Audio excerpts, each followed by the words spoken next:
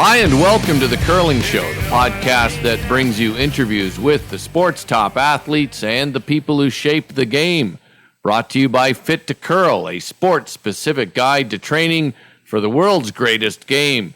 Written by Olympic gold medalist Team Martin third and blogger at curling.ca, John Morris, with some assistance from me, Dean Gemmell. Get a copy for yourself or your favorite curler, and start the new year by training for the sport in ways that should help you feel better on the ice, make a few more shots, and brush more effectively. That's Fit to Curl by John Morris, available at fittocurl.com and at your favorite pro shop. The founder of Asham Curling Supplies and this year's winner of the Lloyd Gunlickson Memorial Senior Bonspiel, Arnold Asham, welcome back to The Curling Show. Hey, thanks, Dean. Hey, first, congratulations on that win in the Lloyd Gunlickson Memorial. I know you brought in Gary Vandenberg from BC for the Spiel. Is the rest of the team a rink you'll compete with in Manitoba Seniors, or was this kind of a one-off? It could be, but, I'm not playing much. I haven't played much in the last year or so, and I think 7 games is probably all I'm getting in this year. So that was a good way to, maybe I'll have my first undefeated ever season. That might be effective use of 7 games. Yeah, Daryl Gunlickson, Lloyd's grandson, or Lloyd's son, pardon me. Gunnar, the one that's the Russian, he's Lloyd's grandson, but it was the Lloyd Gunlickson Memorial, so it was good to have his son win the Bonspiel. That's the first time he's ever won it. And then I had Ray Tanner. So Gary Vandenberg works for me, and so does Ray Tanner. So we almost had a company team there that won. It was pretty good. Nice. Hey, do you think there are enough competitive seniors events outside of the playdowns? For, the one thing I've often thought of is guys who are of seniors' age have money and maybe a bit of time, and I wonder sometimes if they have enough to play in.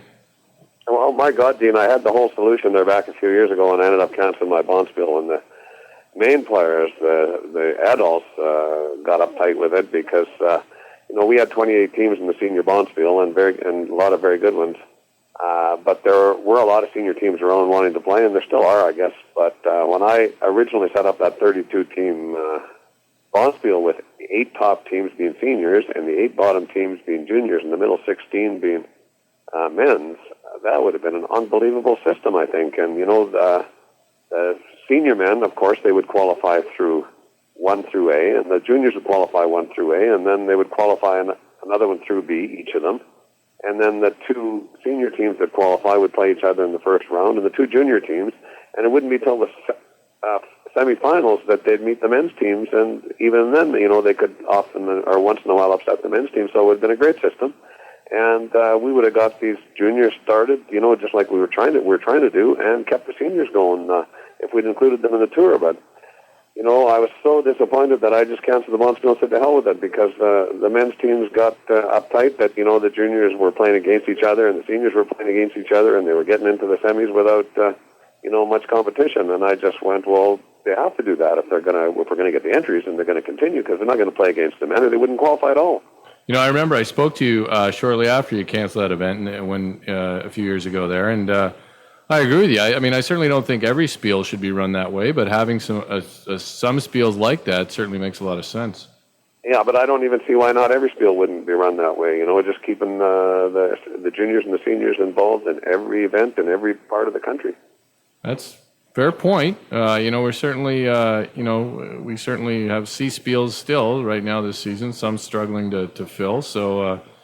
Man, these slams would be wonderful right now if they had 8 senior teams and 8 junior teams, and the men's team would still reach the semifinals, and the final would still be great. But you'd see some great junior teams on television. You'd see some great senior teams. Hey, how about the state of Manitoba curling? It seems to be, there was a lot of talk in the last few years about how Edmonton had become the epicenter of top curling, and of course you certainly have Martin Cooey there still, but we had 3 of 4 teams in the last Capital One Grand Slam from Manitoba. Yeah. So I think maybe these reshuffles have created some new, stronger rinks. Well, one thing I can say, Dean, and you're involved in the media, Winnipeg is definitely the capital of curling, and I'm not saying that just for the curlers, although we do have a lot of good curlers there. But I tell you what, I'm saying that because of the media. The media, have a lot of influence on all sports, but where else would you ever have 2 or 3 pages in your major newspaper filled with curling when you have the MCA, the Manitoba Curling Bonspiel, and it's not just about the great players and the big players. It's about the whole spiel. And the media, I mean, they come out to our Manitoba Curling Tour events, and they rate curling every single chance they get. The media in Winnipeg just love curling, and that's what makes curling so great, and that's what makes Winnipeg, and Manitoba, the capital of curling, as far as I'm concerned. But it's about competition. Furby and Martin had a bit of a rivalry going, and Martin knocked him off a few times, and then Furby got this great team and knocked Martin off, and those two guys just competed against each other. And then the same thing started down in Ontario, where was Wernich and Howard and Madaw and those guys, and now in Winnipeg, there's some great young teams. Carruthers and Gunnison split up because Stoughton had asked one of them to curl and said okay, and blah blah blah, and the list goes on. And so they are just working very, very hard to outdo each other, and I think that competition is now going on in Winnipeg to some degree. You certainly hit the nail on the head with the thing about Winnipeg media, because I know I read the Winnipeg media a lot for curling news. It's good to see Paul Wiesek back writing for the Free Press. Always writes some stuff that gets people fired up, so that's good to see. And I think if you love curling, you love Winnipeg curling. So I'm glad to see good teams out of there, and I hope the game is doing well there. I mean, it's, every once in a while, you read about clubs there struggling a bit, but it seems like it's doing all right. Well, every club is going to struggle. I own the curling club, and I can tell you the problem with the clubs is it went from it went from 2 nights a week curling, and most of the men's and women's to 1 night a week. So when your club goes from 2 nights a week to 1 night a week, you need twice as many curlers, and we were never able to get that. So we were never able to recover from the late 80s, early 90s when that fad started taking place, where teams just started to go 1 night a week instead of twice a week. Yeah, I mean that's true. That's it's the same way guys used to play 18 holes of golf on Saturday and Sunday, right? And they don't do that anymore. So we have lost people who play a lot. I'd like to play more weeknights, but commitments keep me from doing that. And we have I think the old capacity number used to be 100 people per sheet. We have a 2-sheet club, and we're working at 280 this year, and it's fine. Oh yeah, because where's your 2-sheet club? Yeah, we just found that the 100 person per sheet rule. Like you just pointed out, we have most people in our club will play 1 night a week. So, where's your club? In Short Hills, in South Plainfield, New Jersey. So, oh, cool. The reality is, though, Arnold, is we have 9 million curlers, 9 million people within a reasonable drive of the club. So, 280 members is still probably not that great. So, yeah. But we're not Winnipeg with people writing about it in the media every week either. So, yeah, well, apparently it's really flourishing with the Olympics and stuff, and there's a couple of good movies going on now. I don't know whether you're aware of them now or not, but Men with Brooms, obviously. I don't know whether you've seen that or not. But I have. They've filmed in Winnipeg. Yeah, and then there's another movie going on. The guy called me. I don't know whether there's been any publicity on it or not, but the guy called me, and it's out of Hollywood. It's going to be a really good movie. The guy is an obsessive compulsive type guy, and he ends up,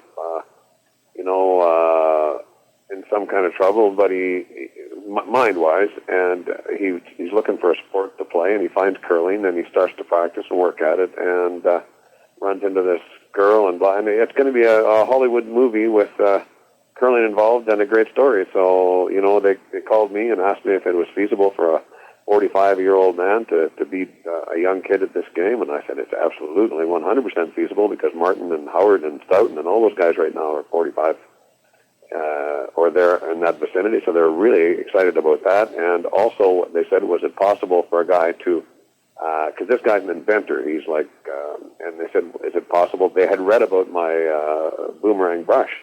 They said, is it possible for someone to invent something that would make a difference in the game, that would help him win, and make it his garage? And I said, absolutely. So, wow, I heard nothing about this movie.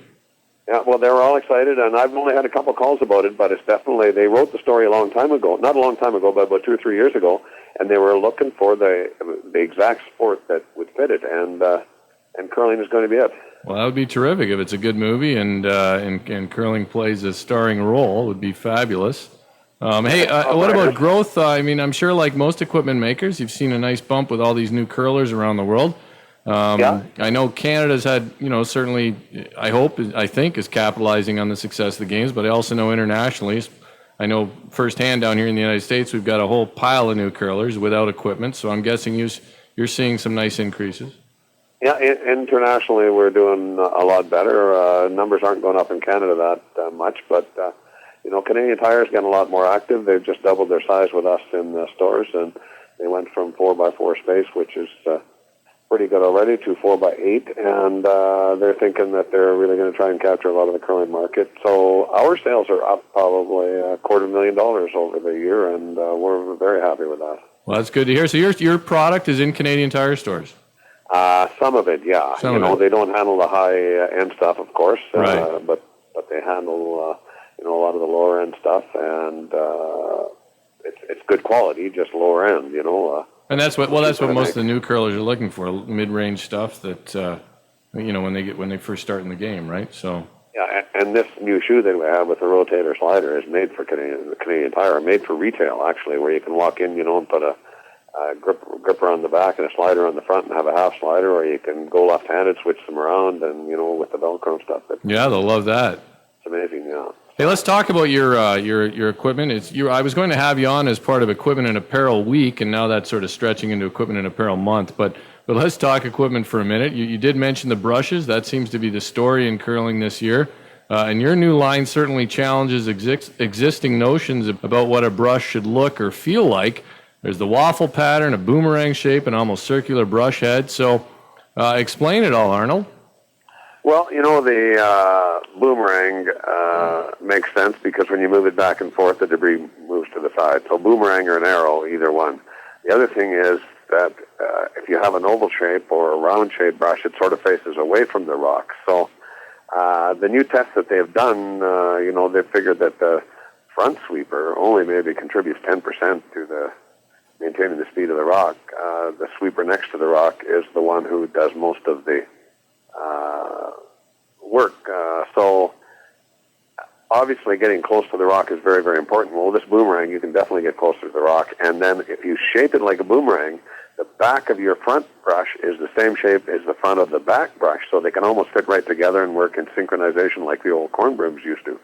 Now, Stevie Gould and Johnny Mead are not going to get the knack for doing that because, they've been sweeping this way for 20 years, but these young 12-year-old and 13-year-old kids coming up, I think that they are definitely going to have these brooms synchronized where we can lock them together and just move them off. And so we're going to get back in that regard, but also if you ever went out and swept in frosty ice with a brush, or if you ever used the old red brick slider, you would see that it's the edges that's picking up the frost. So what we did was made a brush with a whole bunch of edges. We've got a brush with a whole bunch of diamonds in it and dots, and so when you sweep with it in the frost, you see that the frost is being picked up by all the edges, and so it's going to be very effective. We're very happy about that. That's the brush head. The pad itself is different, right? Right. Now that's all the brushes have the smooth pad, and they also have the dimple pad, as we call it. Right. But now, if you're a believer that corner sweeping can direct the rock, that's why we have the round brush. If you use an oval-shaped brush or a square brush or a boomerang, when you move to one side of the rock, the corner sweep, there's a lot of the brushes still over the front of the rock.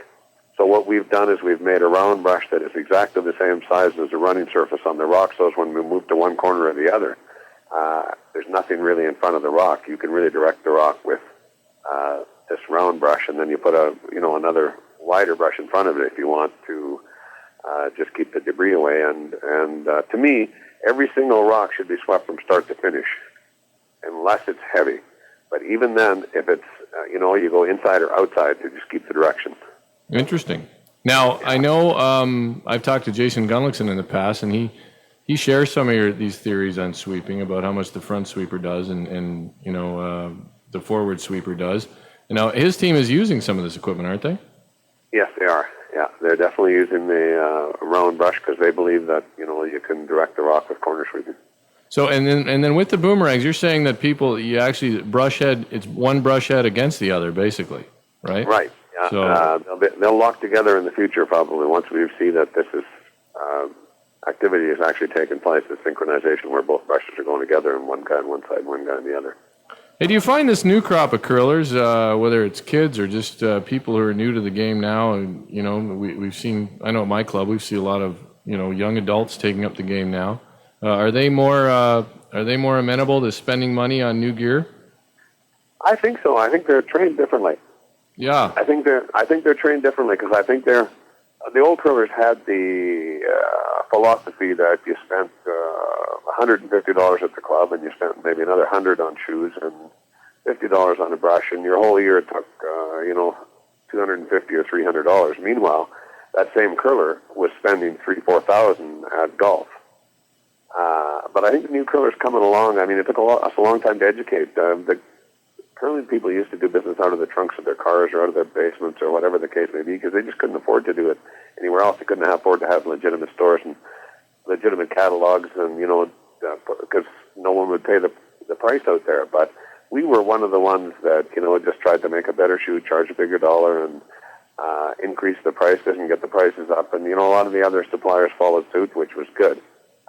But yeah, people are definitely spending more now. They're, as far as I'm concerned, they're more educated and they're more willing to pay, for the club dues and equipment. So we have no problem selling a pair of shoes for $250 or $300, or even by the time they had the sliders and stuff, they're over $300 now. And at one time, we never could have even came close to doing that.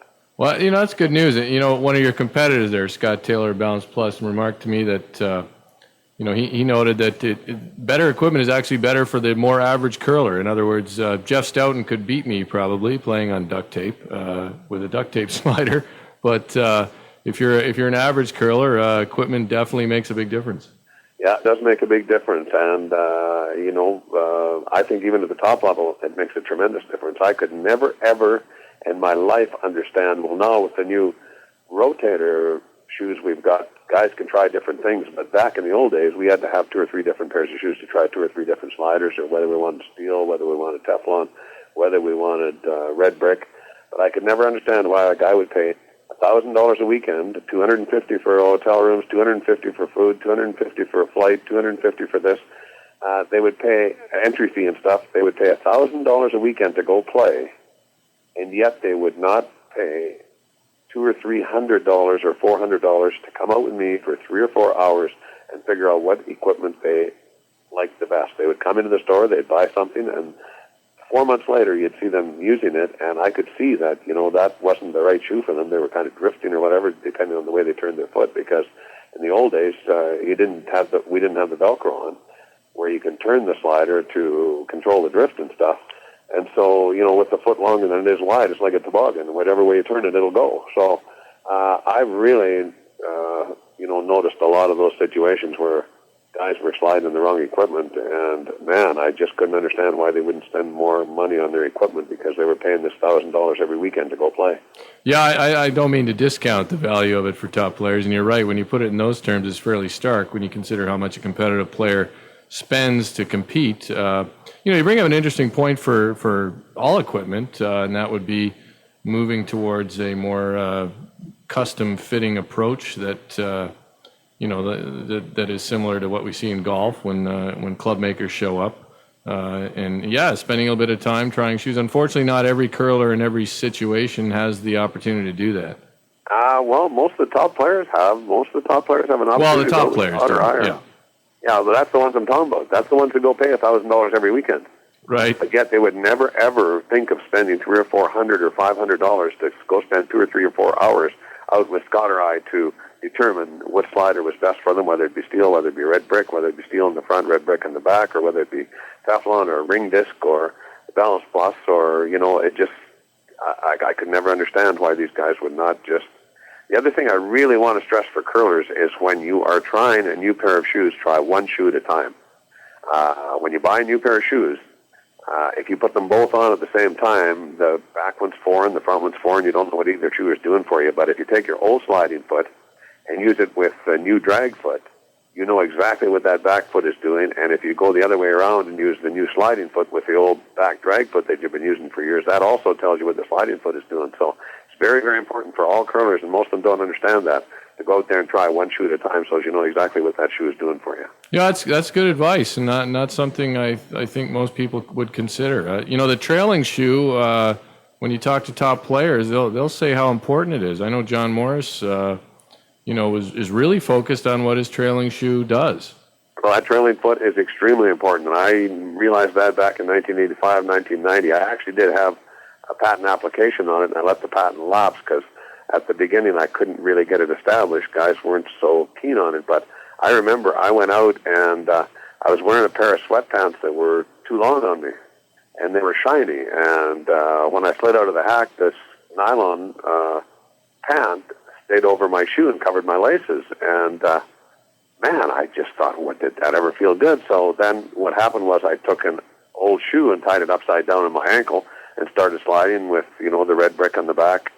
And it was amazing. So I applied for a patent on it, and I got the patent pending and stuff, I think. But unfortunately, I didn't establish it amongst the great players. They didn't believe me at that point when I kept telling them. And so I sort of let the patent elapse because I didn't think it was important enough. And now I tell you what, everybody else around the world is realizing how important it is. And I wish I did have the patent on it because, Goal Line and Balance Plus and all those guys are dipping shoes now, which I would have had control over because I was the first guy who started it. I was actually the first guy who started most of these things that are out there, by the way. But there you go. We do see, of course, a lot of top players who wear two different shoes. So, yes. That's a manufacturing nightmare for an equipment maker, though, to make two different shoes all the time. So, yes, yeah, but that's for sure.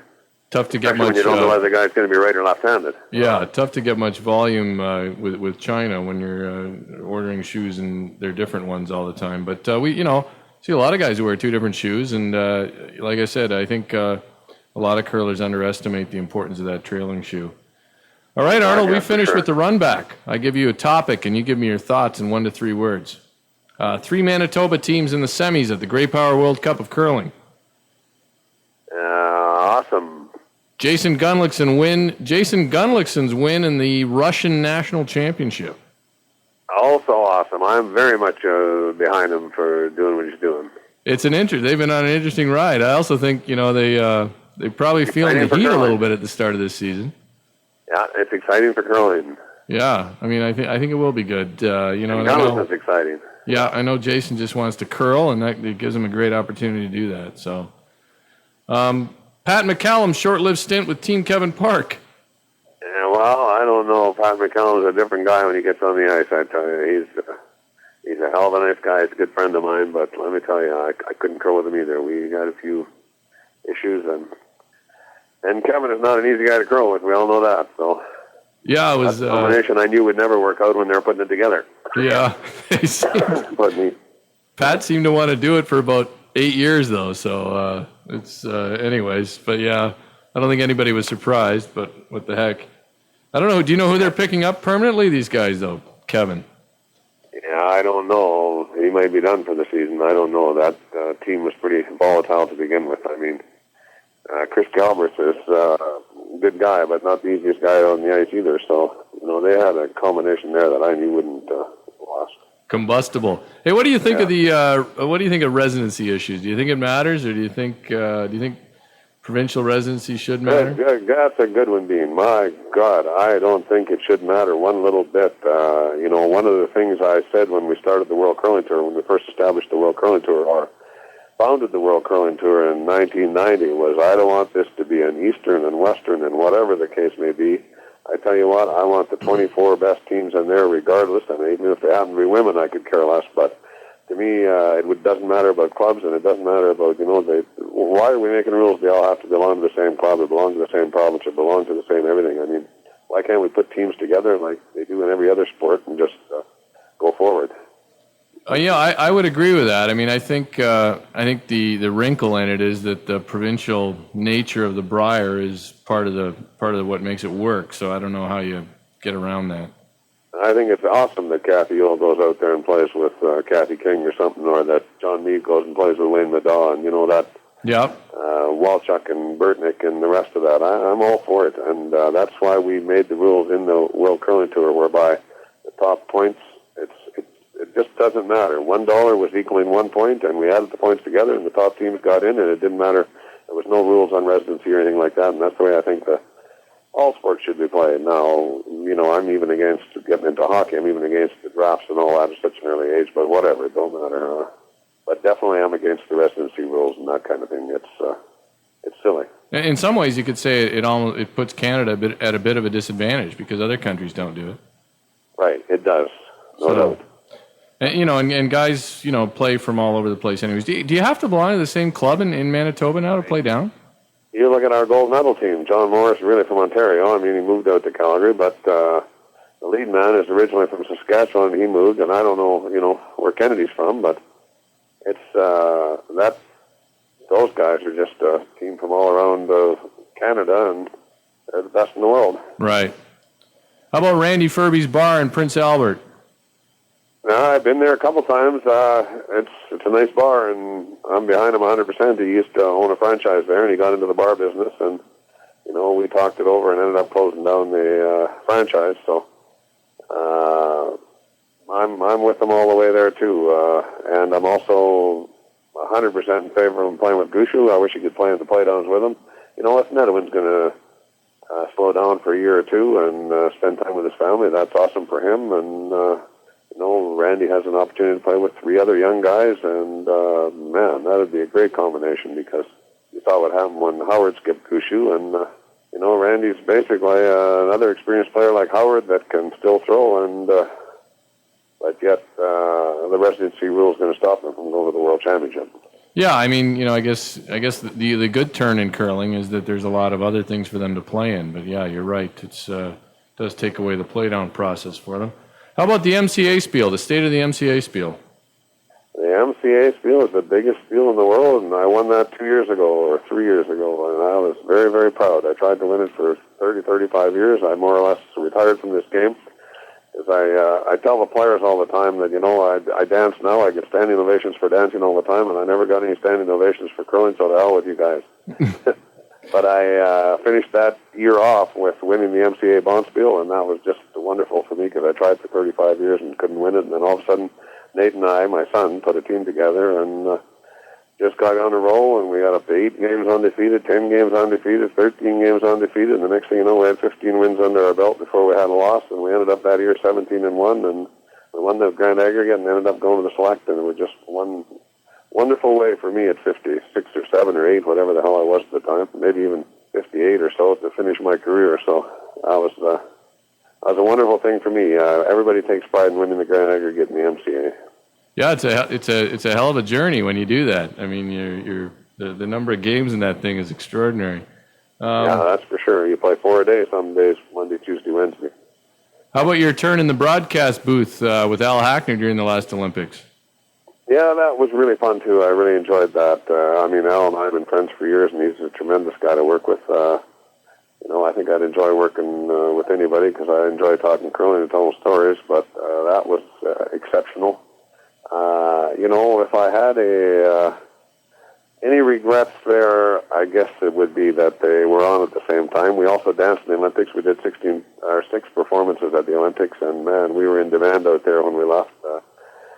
CBC called us to dance at their building, and there was other people calling us to dance, and we would have had just one great time. And I said before we ever left that, I wasn't going to do the curling because if you chase 2 rabbits, you don't get either one. And I ended up, this guy was a friend of mine that was producing the curling, and he really wanted me, and so I ended up giving in and saying I'd do the curling, and I had a great, great time doing it, and I'd love to do it at any other time, but, you can only focus on one thing at a time, and so it made it a little bit difficult for me. But I did really enjoy it. I loved it. Well, I know a lot of people watched it, went to that network to watch because they were enjoying your commentary. Finally, Reed Carruthers' new delivery. I haven't seen him really play live. I've seen him on television. He looks like he's throwing it great. Yeah. The big thing about delivery is the line of delivery. It's like baseball, in baseball, there's a few basic rules like feet shoulder width apart, knees bent, arms up and away, and that type of thing. And, with curling, your center of gravity or your belly button or your belt buckle or whatever has to go with the broom, and that's basically it. And he did that with his tuck delivery, and He's doing it again with his flat foot, so, he's had very few problems adjusting. The guys that have problems adjusting are the ones that throw the rock out there and then try to get behind the rock and their whole body's going to one side, and they've spent their whole life trying to keep it straight because of, the CCA taught for years that if a broom is on the center line, the rock should go down the center line and the front foot should go down the center line and the back foot, and so you had to shift your whole body over behind the rock. Well, that theory's gone now these days, thank goodness, and most of the guys are sliding out straight at the broom, and their bodies are going towards the broom, so, however they slide is just like, I want to make one other comment to the people who are learning the game out there. Not everybody throws the rock the same. If you get a pitcher, he doesn't try to throw it right over his head or off his nose or off his shoulder or off it. Some guys throw sidearm, some guys throw three-quarters, some guys throw directly overhand, and it doesn't matter where that rock is coming from. There's not a skip out there that isn't smart enough to move the ice, and I tell people, do not try to hit the broom. That's the one thing first thing I tell people when I'm trying to teach them. Do not try to hit the broom. Throw at it. So when you're throwing at the broom, you just throw at it and throw at it and throw at it. It doesn't matter where you're hitting the broom. As long as you're throwing the same all the time, your skip will adjust it. And so, again, that's another thing is some of these skips that are so set on their team hitting the broom, they're probably at a disadvantage compared to guys like Jeff Stoughton. He'll let Reed throw that rock anywhere he wants and then just ice him for it. So that's one of the other advantages that Reed has is he's playing with one of the best guys in the game, one of the smartest players in the game, and Jeff Stoughton, who's never had a drink in his life, by the way. Yeah, it's Jeff certainly is a guy who nobody throws it straighter than Jeff, actually, though. I mean, I don't know if I've ever. I mean, he just seems to slide straight at the broom every time. You bring up a good point, though, about the old way of teaching, behind the rock and everything else. I love the baseball analogy, too, because my good friend Marco Ferraro used to use that. That a pitcher doesn't throw from the middle of his chest, right? So this whole... No. If you watch every curler, they're throwing, they don't have the rock right in front of them. Yeah, they're trying to have the rock right in front of them. So as a result, your arm has a natural tendency to go back to the side of your body. So what do? You throw the out-turn out and you throw the in-turn in. Right. Now, for years, everybody in this game has been dumping the in-turn and backing off the out-turn. Yeah. Well... So just throw from your comfort zone. Just wherever you're comfortable throwing the rock from, that's where you throw it from. But just take your belt buckle and the center of your body at the broom every single time. Yeah. And you will improve your game tremendously. You ask David Nettlewind and John Meade and all those guys that I've worked with, I tell you, John Meade said, Arnold, I should sue you for not showing me this sooner. Well, and I saw Mike McEwen on his site the other day was talking about setup in the hack, and boy, I don't think we teach that enough either. Yeah. I mean, that's a good point. New curlers come out and they just line up straight down the center line every time, no matter where the broom is. So. Well, I think, I don't know whether you know or not, but I've coached professional baseball, so I've broken the game down to theory. I've spent 11 hours a day on the field for 76 days out of 80 in the year, and, I see all the other sports the way they break the game down, and we don't do it in curling. I mean, for me, I'm probably the best guy in the game to show guys line up in theory on your body sliding towards the broom. And then you got a guy like Ray Turnbull, who is absolutely incredible at grip and release. And, when I talk to people, I don't even go into grip and release. I just say, go get Ray Turnbull out here. I worked with Jennifer Jones the other day, their team. I worked with them a little bit, and, just a little bit on psychology and a little bit on line of the broom and the rest of that. And I said, the only other thing you got to do is get Ray Turnbull out because he is definitely the best at grip and release. So this game can be broken down into about 4 categories, and there are people out there that are the best at each one, and most of the good teams should seek those people out and work with them because it's definitely beneficial to their game and makes a huge difference. Yeah, I think we're slowly getting to the point where we have some people who really understand how to break down a delivery, and but I've always thought that coaching and instruction in curling is lagged behind the quality of the play, but it's starting to catch up, I guess. Hey, Arnold, I appreciate your time as always, and it's always a pleasure to talk to you about curling. Now, you talked a lot about the dance and the Asham and I know about the Asham Stompers, but for listeners of this broadcast or this podcast who may not know about it, take a moment to talk about that. Well, I can explain it all next week, Wednesday, the 17th. Our dance group, which is a Métis group, and our mission is to help recapture and preserve the history of the Métis people through the Red River Jig. The The Red River jig was invented right here at the Red and Assiniboine Rivers in the late 1700s. That's in the city of Winnipeg, at the Forks, to attract the fur traders into the colony to trade furs. And it's a very vigorous, wild, fun dance. And we get to do it next week at the Mixed Curling Playdowns in Morris, the National Mixed Curling Playdowns in Morris, Manitoba. And that is the highlight of my life, when I get to mix our culture with all the great friends I've met in curling. And there's guys like Greg Cochane from Thunder Bay, who called me up and said, Arnie, I hope we get to see you in Morris. He said, man, it'd be great if your dance group could be dancing there. Well, we're dancing there, and I tell you what, I'm just thankful for the committee in Morris to bring us out. We've danced at a few bars, and we've danced at some world championships. And when I get to show wonderful people in curling, and when I say wonderful, Jack Matheson once said that I don't know if people curl because they're nice or are nice because they curl, but all I've ever met in curling are nice people. I tell you, all I've ever met in curling are nice people. I've been to 25 bars and about 20 world championships and 5,000 people drinking together for 10 days in a big lounge, and I've never seen one friggin' argument, much less one altercation. And if that was hockey or basketball or anything else, you would need all kinds of security. So I really want to congratulate the curlers. We know we begin the game with a handshake. We throw 20 rocks, and they all end in a handshake, and we end the game in a handshake, and it is a gentleman's game. And I am so proud of my years in curling and all the wonderful people I've met, and I'm very proud of the culture. And to mix them both together is just the most wonderful thing I could ever think of. I couldn't agree with you more on curlers, Arnold, and I appreciate your passion for the game, and great for you. I know you're passionate about the dance as well, and it's a great cause. And I know people, I've never seen it, Arnold. Unfortunately, I'm not one of the lucky ones who have, but I know people who say it's incredible when you do it. So I urge anyone in the Morris area to get out, and if maybe I'll get you down here sometime, Arnold. Who knows? But well, Dean, it's not the same. But you send me your address, and I'll send you a DVD, and you can have a look at what we do, and you'll see that it's just wonderful. And the other reason we do it, is to bring awareness to the Aboriginal community. The Aboriginal people are struggling to some degree with lack of self-esteem and a lot of poverty, and so it goes back, in 1947. Just takes a minute. In 1947, the law changed, and Aboriginal people were allowed to own private property. In 1953, the law changed again, and Aboriginal people were allowed into public parks. I'd have been 3 years old walking by a public park and asking to go play with the other kids, and my dad would have to tell me we can't go in because we're Indian.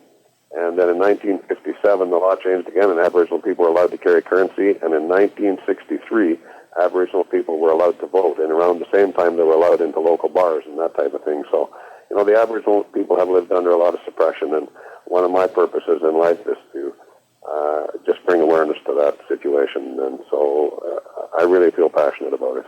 Well, good for you, Arnold. That's a good history lesson for us all there, too. So, with that, I'm going to let you go. I know your granddaughter's waiting for you to play or tell some more stories at least, so why don't you go do that? Tell some more Navajo stories. Okay, buddy. Thanks. All right, thanks, Arnold. Take care.